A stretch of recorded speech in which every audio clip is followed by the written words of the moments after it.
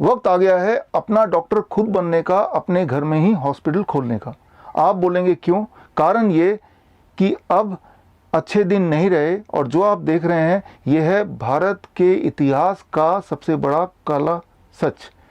इस बात को समझाने के लिए कि क्यों अपने घर में हॉस्पिटल खोलना आवश्यक हो गया है, मैं आपको 3 हिंट दूंगा और उसके बाद बताऊंगा कैसे आप अपने घर में ही सुपर स्पेशलिटी हॉस्पिटल खोल सकते हैं। पहला हिंट, इस हिंट का नाम है फूल और कांटे। आप जो दोनों वीडियो देख रहे हैं, ये दोनों वीडियो लगभग एक ही टाइम पे शूट किए गए हैं। सबसे पहले हम बात करते हैं फूल की। आप देख रहे हैं हॉस्पिटल के ऊपर हेलीकॉप्टर से फूल बरसाए जा रहे हैं और फाइटर जेट प्लेन से फ्लाई पास्ट किया जा रहा है। फ्लाई पास्ट मतलब हवाई जहाज से कलाबाजियों का खेल दिखाना। जब भी हम अपने डिफेंस सिस्टम से कोई ऐसा कार्य लेते हैं जिसके लिए वो बना नहीं है, तब हमारे भारत पे इसका बहुत बड़ा इकोनॉमिकल बर्डन तो होता ही है, बल्कि देश के ऊपर एक थ्रेट भी होता है।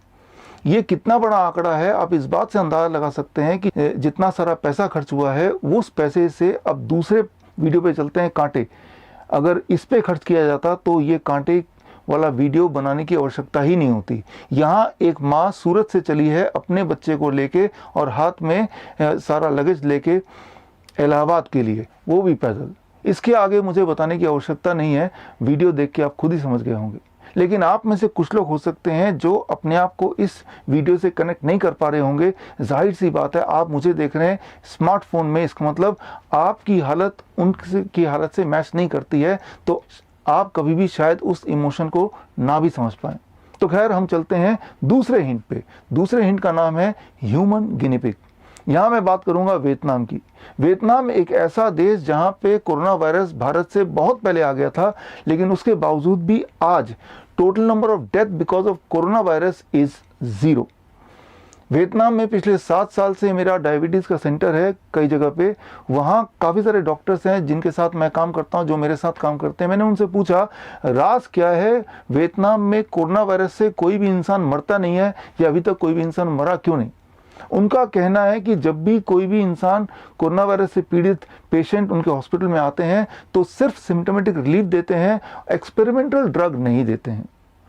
अब इन कॉन्ट्रास्ट ऑफ दिस, अगर हम भारत की बात करें, भारत में एंथुजियास्टिकली WHO के रिकमेंडेशन से ऐसी दवाइयां हिंदुस्तानियों पे यानी कि हम पे दी जा रही हैं जो एक्सपेरिमेंटल ड्रग के कैटेगरी में आते हैं। मतलब HIV की दवा, मलेरिया की दवा, ऐसी दवाइयां जिनका कोरोना से कोई लेना देना नहीं है, जिसमें कोई एविडेंस नहीं है कि कोरोना के पेशेंट को किसी भी प्रकार से कोई फायदा हो सकता है। हाँ, ये एविडेंस है कि कोरोना के पेशेंट को नुकसान हो सकता है, बहुत ज़्यादा नुकसान हो सकता है, उसके बावजूद भी ये दवाइयाँ हमारे पेशेंट को दी जा रही हैं। आप इस बात से अंदाज़ा लगा सकते हैं कि एक ग्रुप ऑफ पेशेंट जिनको मलेरिया की दवा दी जा रही है in comparison to the group of patient जिनको कोई दवा नहीं दी जा रही है, जिनको मलेरिया की दवा दी जा रही है उनके मौत के चांसेस, उनके मरने के चांसेस लगभग 300% है, यानी कि 3 टाइम्स। और शॉकिंग बात यह है कि बात सिर्फ यहीं ख़त्म नहीं होती। अभी रिसेंटली अप्रूव हो गया है एक और ट्रायल, ह्यूमन ट्रायल भारतीयों पे। वो ह्यूमन ट्रायल है ट्यूबरक्लोसिस के वैक्सीन का। उम्मीद कर रहे हैं कि ट्यूबरक्लोसिस के वैक्सीन से कोरोना पेशेंट ठीक होगा। देखिए, ट्यूबरक्लोसिस एक बैक्टीरिया से होता है और कोरोना एक वायरस है, दोनों में कोई संबंध नहीं है। लेकिन कोई लॉजिक ना होते हुए भी, कोई एविडेंस ना होते हुए भी, अब आप भारतीय नहीं हैं, आप बन गए हैं ह्यूमन गिनी पिग। एक तरफ तो हमारी सरकार WHO के कहने पे जोर शोर से एक्सपेरिमेंट पे एक्सपेरिमेंट किए जा रहे हैं और लोग मरते जा रहे हैं। दूसरी तरफ भारत की अपनी पद्धति, अपना साइंस, अपना एंशिएंट साइंस आयुर्वेदा, जिसमें बहुत सारे जड़ी बूटियां जिससे शायद पेशेंट को कोई रिलीफ मिल जाए, तो उनको मौका दिया ही नहीं जा रहा है। आप बोलेंगे भाई पेशेंट को इम्यूनिटी बढ़ाने के लिए जड़ी बूटियां डिस्ट्रीब्यूट कर रहे हैं लाखों की तादाद पे। देखिए, मैं प्रिवेंशन की बात बिल्कुल नहीं कर रहा और मैं ये भी बात नहीं कर रहा हूँ कि ऐसे पेशेंट जो सिर्फ नाम के पेशेंट हैं, मतलब जिनमें डायग्नोस तो पॉजिटिव आया लेकिन कोई सिम्टम नहीं, मैं उन पेशेंट की भी बात नहीं कर रहा। मैं सिर्फ आपसे ये पूछना चाहता हूँ, मान लो कोई ऐसा पेशेंट है जो कोरोना पॉजिटिव भी है, उसको सिम्टम्स भी हैं, क्या इंडिपेंडेंटली एक आयुर्वेदिक डॉक्टर और या फिर यूनानी डॉक्टर या नेचुरोपैथिक डॉक्टर या फिर होम्योपैथिक डॉक्टर उसे ट्रीट कर सकता है? क्या उसे इजाज़त है? The answer is no. यहाँ समझने के लिए, समझाने के लिए एक उदाहरण देता हूँ। इमेजिन कीजिए, एक छोटा बच्चा अपने पापा से बोलता है, पापा पापा मैं आपकी गाड़ी चलाऊंगा, मुझे भी कार चलाना है। पापा सोचता है ये तो छोटा बच्चा है, ये क्या कार चलाएगा। उसकी जिद को मानने के लिए एक छोटा सा टॉय कार ले आता है और बच्चा वो टॉय कार पे बैठता है और पापा बोलते हैं देखो आपने भी कार चला लिया। लेकिन मान लीजिए छोटा बच्चा और जिद करता, नहीं नहीं मुझे तो आप ही वाली कार चलानी है। अब पापा उसकी जिद को पूरा करने के लिए क्या करते हैं, उस बच्चे को अपनी गोद में बिठाते हैं और स्टीयरिंग पकड़वाते हैं और एक फ़ोटो खींचते हैं और बाद में फ़ोटो दिखाते हैं, देखो बेटा आपने कार कितना अच्छा चलाया। हमारे देश का जो आयुर्वेद है उसकी भी हालत यही है। हमारे देश में आयुर्वेद की दवा किसको दी जा रही है, वो क्वारंटाइन के लोगों को जो सिर्फ कोरोना के पेशेंट के कांटेक्ट में आए हैं, और फिर वो पब्लिसाइज करके बता रहे हैं देखो भाई आयुर्वेद को हमने शामिल कर लिया। या फिर वो कोरोना के एक्चुअल पेशेंट जिनको एलोपैथी की ट्रीटमेंट मिल रही है, साथ में आयुर्वेद के थोड़े बहुत जड़ी बूटियां दी जा रही हैं, मतलब उस बच्चे की तरह जो पापा की गोद में बैठा हुआ है। अगर हमारी सरकार को आयुर्वेद पे विश्वास है ही नहीं तो ये जो आयुष डिपार्टमेंट है इसको बंद कर देना चाहिए और आयुर्वेदिक सारे डॉक्टर्स जो हैं इनके सर्टिफिकेट कैंसिल कर देना चाहिए। एक तरफ तो हिंदुस्तान जो एक्सपेरिमेंट पे एक्सपेरिमेंट कर रहे हैं, भारतीयों को गिनी पिग बना के रख दिया, मौत पे मौत हुई जा रही है। दूसरी तरफ तंजानिया एक बहुत ही गरीब देश, लेकिन यहाँ के जो प्रेसिडेंट हैं उनको अपने थेरेपी पे विश्वास है पूरा, और WHO के दवाओं के बावजूद भी अपनी ही जड़ी बूटियों से अपने देशवासियों के इलाज में लगे हुए हैं। और ऐसे बहुत सारे देश हैं। फॉर एग्जाम्पल कंबोडिया एक बहुत ही छोटा देश है जहाँ पे कोरोना वायरस भारत से बहुत पहले पहुंच चुका था, लगभग चाइना के इमीडिएट बाद कंबोडिया में आया था, लेकिन वहाँ पे total number of death because of corona virus is 0। मैं ये बोलना चाह रहा हूँ कोरोना वायरस एक कॉमन नॉर्मल फ्लू है। अगर यहाँ पे कोई डेथ हो रहा है तो उसके कारण को इन्वेस्टिगेट करना बड़ा इंपॉर्टेंट है कि वो death is because of corona virus और वो डेथ कोरोना वायरस की इलाज की वजह से है। अब मैं बात करूंगा तीसरे क्लू की, तीसरे हिंट की। तीसरे हिंट का नाम है hospitals are shut for you. Hospitals के दरवाजे आपके लिए बंद हो चुके हैं। आपके लिए ये तीसरा हिंट काफ़ी होगा समझना, क्योंकि आप अखबार में, टीवी में आप ये देख ही रहे हैं, चाहे वो हार्ट अटैक का पेशेंट हो, कार्डियक अरेस्ट का पेशेंट हो, फ्लू का पेशेंट हो, किसी भी बीमारी का पेशेंट हो, इमरजेंसी पेशेंट हो, वो जब हॉस्पिटल जाता है तो हॉस्पिटल के दरवाजे उनके लिए बंद है। बहुत ही दुख के साथ मुझे बोलना पड़ रहा है, 2 दिन पहले की न्यूज़ आपने पढ़ी होगी। भारत में के राजधानी यानी कि दिल्ली में एक कांस्टेबल, एक सिपाही जो कि गवर्नमेंट के कहने पे डट के खड़ा होता है सड़क पे, दिन रात एक कर देता है। अब जब उसको इलाज की ज़रूरत पड़ी तो उसके दोस्त जो कि बाकी पुलिस वाले थे वो हॉस्पिटल ले जा रहे हैं और सारे हॉस्पिटल में दरवाजे बंद है इस कांस्टेबल के लिए, और हॉस्पिटल के दरवाजे पे ही कांस्टेबल का देहांत हो जाता है। और ये सिर्फ एक उदाहरण नहीं है, ऐसे उदाहरण हर शहर में मिल जाएंगे। 2 दिन पहले की उसी दिन की बात है, कानपुर में एक लेडी कांस्टेबल जो 3 दिन पहले ही मां बनी थी, वो उनको भी हॉस्पिटल के दरवाजे बंद नजर आए और रास्ते में ही फिर दम तोड़ दिया। और बहुत ही दर्दनाक बात है, आगरा की 6 महीने की बच्ची 6 हॉस्पिटल के चक्कर लगा लिए, सारे हॉस्पिटल ने एडमिट करने से मना कर दिया और अल्टीमेटली द चाइल्ड डाइड। सो यहाँ ज़रूरी है आपको अपना डॉक्टर बनना, अपने घर में ही अपना हॉस्पिटल खोलना। तो चलते हैं, अपना डॉक्टर कैसे बने, हम कैसे अपने घर में ही अपना इलाज करें, सुपर स्पेशलिटी हॉस्पिटल की तरह नहीं, उससे ज़्यादा अच्छा, बहुत ज़्यादा अच्छा, विद प्रूवन साइंस। तो इसको समझने के लिए आप सिर्फ एक बात समझिए कि जो बीमारियां होती हैं वो 2 कैटेगरी की होती हैं। देखिए, यहाँ समझने के लिए आपको डॉक्टर होने की आवश्यकता नहीं है, किसी मेडिसिन की नॉलेज होने की भी ज़रूरत नहीं है, आपको ज़रूरत है थोड़ी बहुत कॉमन सेंस। बेसिक बात यह है कि कोई भी बीमारी को आप 2 कैटेगरी में बांट सकते हैं, या तो एक्यूट या क्रॉनिक।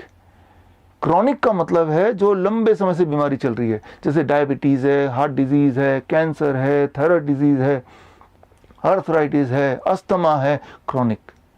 एक्यूट है जो अचानक हो गया, जैसे फ्लू अचानक आ गया, या फिर पेन, दर्द, माइग्रेन अचानक आ गया, या स्टमक एक अचानक हो गया, या लूज मोशन है, डायरिया है अचानक, या फिर ब्रेन स्ट्रोक है, या हार्ट अटैक है, या कार्डियक अरेस्ट है अचानक। जो अचानक वाले उसे बोलेंगे एक्यूट, और क्रॉनिक उनको बोलेंगे जो लंबे समय से चल रहा है।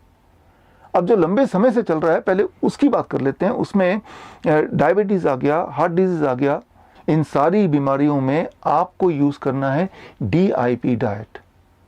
DIP डाइट कैसे यूज़ करेंगे, DIP डाइट को समझने के लिए स्क्रीन पे दिए हुए जो वीडियो है, इस वीडियो के लिंक पे जाके आप DIP डाइट देख सकते हैं, समझ सकते हैं। छोटा सा वीडियो है, आपको डीआईपी डाइट एकदम क्लियर हो जाएगा। ये वीडियो मेरे YouTube चैनल में है, फेसबुक में है फिलहाल अभी तक, लेकिन मुझे पूरा यकीन है कि फेसबुक और YouTube ये वीडियो जल्द से जल्द डिलीट कर देंगे। अगर ऐसा होता है तो आप स्क्रीन पे दिए हुए इस लिंक में मेरे वेबसाइट पे जाके भी इस वीडियो को देख सकते हैं और देख के समझ सकते हैं कि डीआईपी डाइट होता क्या है। और आपको समझ आ जाएगा कि 3 दिन के अंदर ही आपका ब्लड शुगर टेपर डाउन हो जाएगा। आपकी मजबूरी हो जाएगी डायबिटीज़ की दवा को कम करना या फिर इंसुलिन को टेपर डाउन करके ऑलमोस्ट धीरे धीरे नील करना। तो ये जो डीआईपी डाइट कैसे लेना है मैं आपको समझा दूं। ये 2 फेजेस में बांट सकते हैं। फेज 1 ऐसी बीमारियां जो आपके इनिशियल स्टेज में हैं। डायबिटीज़ के केस में जो डायबिटीज़ के दवाइयों पे हैं, सिर्फ मेडिसिन पे हैं, वो फेज 1 पेशेंट बोल सकते हैं। जो इंसुलिन पे है वो फेज 2 पेशेंट बोल सकते हैं। या फिर हार्ट डिजीज़ में जो सारे कामकाज कर पा रहे हैं लेकिन जब सीढ़ी चढ़ते हैं तब थोड़ा एंजाइना होता है, दर्द होता है, या जब भारी भरकम काम करते हैं तब पेन होता है, तो फेज 1 पेशेंट। या फिर ऐसे पेशेंट जो उठते बैठते हमेशा दर्द ही दर्द रहता है, फेज 2 पेशेंट। या फिर ऐसे पेशेंट जो 10 साल से ज़्यादा हो गए दवाई खाते खाते आराम नहीं मिला, फेज 2 पेशेंट। कैंसर के केस में स्टेज 2 कैंसर तक बोलेंगे फेज 1 पेशेंट, उसके बाद बोलेंगे फेज 2 पेशेंट। अस्थमा के केस में अगर एक बार पंप करने से पूरा दिन भर का काम चलता है, फेज 1 पेशेंट।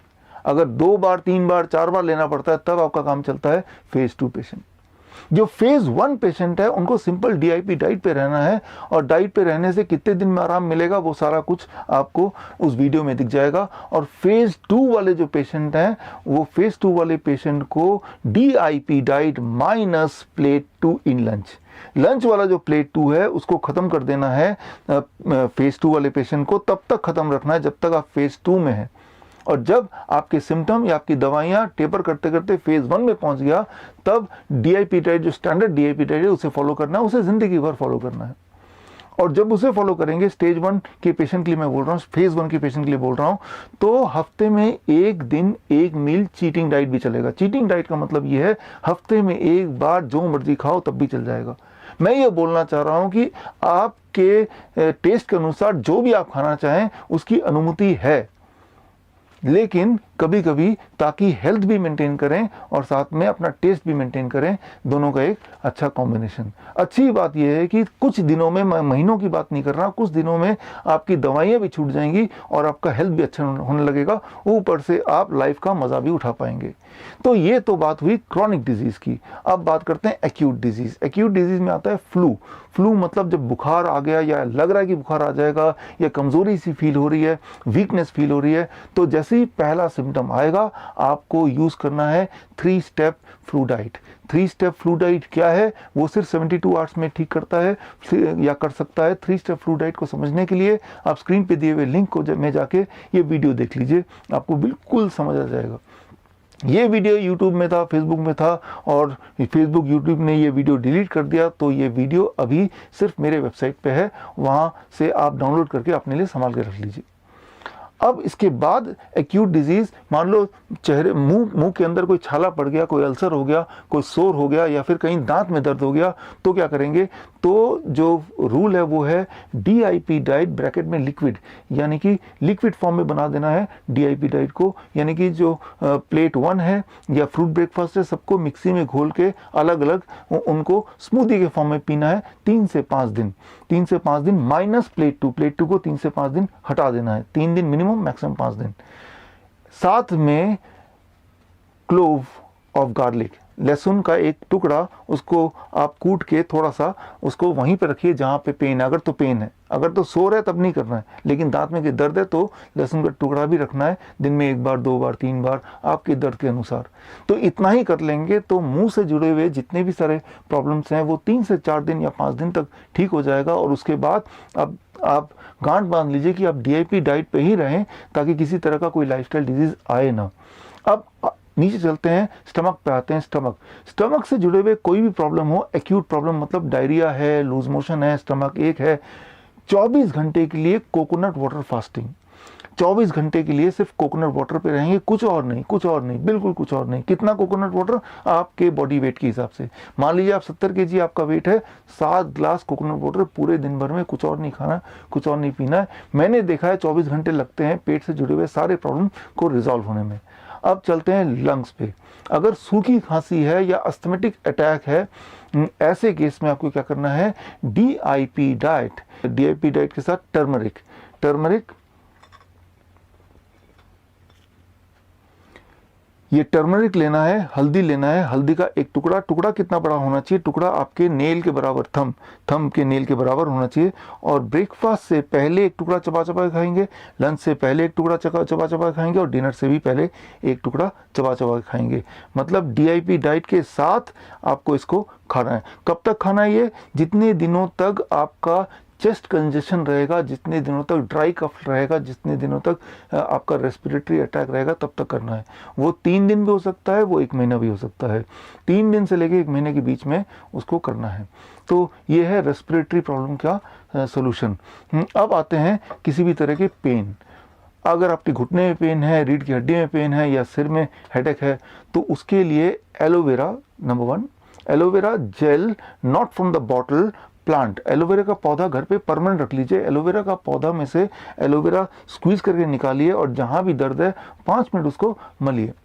और सिर के अलावा बाकी कहीं भी अगर दर्द हो, मलने के बाद हॉट फर्मेंटेशन मतलब हॉट वाटर बैग लीजिए और उसको रखिए उस जगह पे जहाँ पे दर्द है, और उसको जब तक रखिए जब तक आप वो ठंडा नहीं हो जाता, थोड़ा भी अबाउट 30 सेकेंड, फिर उसको दोबारा गर्म कीजिए और दोबारा उसको रखिए। ऐसा 15 मिनट का एक प्रोसेस कीजिए, आपको आराम मिलेगा।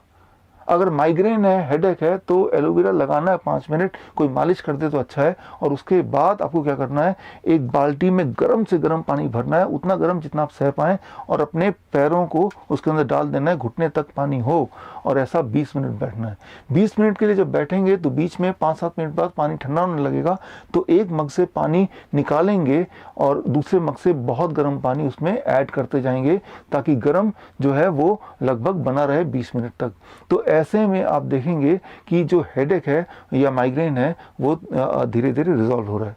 साथ ही में अगर कोई ब्लड प्रेशर का पेशेंट है जिसका ब्लड प्रेशर अचानक बढ़ गया, तो वो भी सेम प्रोसेस करेंगे, तो ब्लड प्रेशर आपका करीब 20 सिस्टोलिक इतना घट जाएगा विद इन 20 मिनट्स, और इतना घट जाएगा तो वो नॉर्मल ब्लड प्रेशर रेंज में आ जाएगा mostly, and that is a quick and safe relief.